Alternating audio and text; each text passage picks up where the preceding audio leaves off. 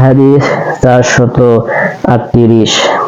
আবু হুরায়রা রাদিয়াল্লাহু আনহু থেকে বর্ণিত, তিনি বলেন, একজন হাবশী পুরুষ বা নারী মসজিদ ঝাড়ু দিত, সে মারা গেল। একদিন নবী সাল্লাল্লাহু আলাইহি সাল্লাম তার সম্পর্কে জিজ্ঞেস করলেন। লোকেরা বলল, সে মারা গেছে। তিনি বললেন, তোমরা কেন আমাকে খবর দাওনি? আমাকে তার কবর দেখিয়ে দাও। তিনি তার কবরের কাছে গিয়ে নামাজ পড়লেন। হাদিস 439।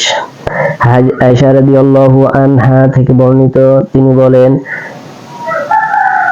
সূরা আল বাকারার সুদ সম্পর্কে আয়াত অবতীর্ণ হলে নবী সাল্লাল্লাহু আলাইহি ওয়াসাল্লাম মসজিদে গিয়ে তা লোকদের পড়ে শোনালেন।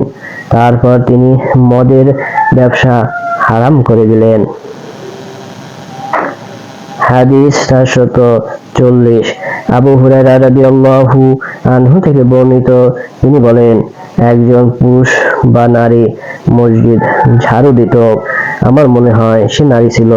তারপর তিনি আবু হুরায়রা নবী সাল্লাল্লাহু আলাইহি সাল্লামের কথা বর্ণনা করলেন যে তিনি রাসূল সাল্লাল্লাহু আলাইহি সাল্লাম তার কবরের উপর নামাজ পড়লেন।